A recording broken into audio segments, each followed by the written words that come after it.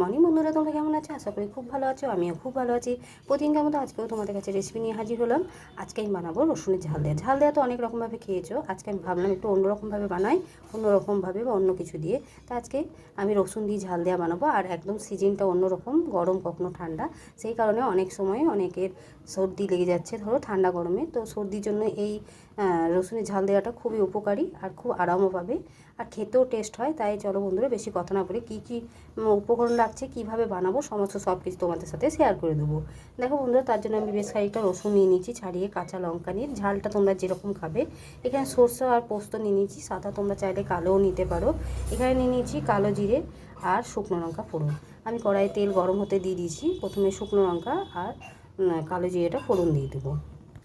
দেখো বন্ধুরা, শুকনো লঙ্কা কালো জিরের ফোড়ন দিয়ে আমি হালকাভাবে একটু ভেজে নেব। এরপর আমি দিয়ে দেবো যেগুলো রসুনগুলো রেখেছি সেইগুলো। দেখো, এবারে রসুনটাকে দিয়ে আমি কিছুক্ষণ ভেজে নেব একটু লাল করে। এভাবে আমি বেশ কিছুক্ষণ ভেজে নেব যতক্ষণ না একটু লাল রঙটা আছে। তারপর আমি সরষে পোস্ত কাঁচা লঙ্কাটা ভেজে নিয়ে আসবো। নুন হলুদটা আমি দেখাইনি, আমি পরে ব্যবহার করব। এখন আমি এভাবে বেশ কিছুক্ষণ ভেজে নেব। দেখো বন্ধুরা, হালকা ব্রাউন করে ভাজা হয়ে গেছে, আর বেশি ভাজবো না। এরপর আমি দিয়ে দিচ্ছি সর্ষে পোস্ত কাঁচা লঙ্কা, দেখো সামান্য পরিমাণে নুন আর হলুদ দিয়ে আমি খুব ভালো করে, আমি একটু বাটি দিয়ে জল দিয়ে দেবো, দিয়ে আমি খুব ভালো করে, আর কোনো জল ব্যবহার করবো না, খুব ভালো করে আমি নেড়ে ছেড়ে ভালো করে একদম শুকনো শুকনো করে কষিয়ে নামিয়ে নেব। যে কাঁচা গন্ধটা থাকে সেটা চলে যাবে, যে সরষা পোস্তর একটা গন্ধ থাকে সেটা চলে যাবে, একটু মাখা মাখা হবে, আমি তখন নামিয়ে নেব। দেখো বন্ধুরা, আমি বাটিতে দিয়ে কিছুটা জল দিয়ে দিলাম, একদম সামান্য, জলের কোনো প্রয়োজন নেই। আমি এটা নেড়ে চেড়ে একদম গা মাখা মাখা করে নামিয়ে নেব।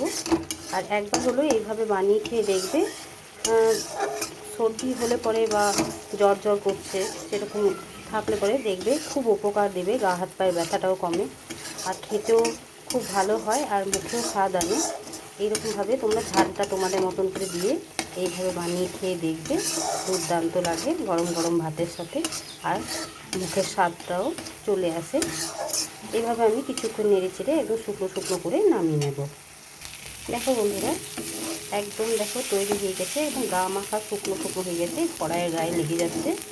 এইভাবে তোমরাও বানাতে পারো। আমি অল্প পরিমাণে বানিয়েছি, তোমরা চাইলে যেরকম খাবে সেইভাবে বানিয়ে নেবে। এবার আমি একটা অন্য জায়গায় ঢেলে নিয়ে তারপর তোমাদের কাছে ফিরে আসছি। দেখো বন্ধুরা, রসুনের ঝাল দেওয়া দেখো আমার তৈরি হয়ে গেল। তার সাথে আমি একটি কাঁচা লঙ্কা দিয়ে দিলাম, কাঁচা পাকা, তোমরা যে চাইলে নাও নিতে পারো। আর এই কাঁচা পাকা লঙ্কা ডলে ভাতের সাথে দারুণ লাগবে খেতে। একবার হলেও তোমরা বাড়িতে অতি অবশ্যই বানিয়ে খেয়ে দেখবে, তারপর আমাকে কমেন্ট করে জানাবে কেমন লাগলো আর তোমাদের কতটা উপকার হয়েছে। আজকের মতো এতটুকুই, কালকে আবার অন্য কোনো রেসিপি নিয়ে হাজির হব। সুস্থ থেকো, ভালো থেকো, তোমরা আমার বন্ধু হয়ে পাশে থেকো।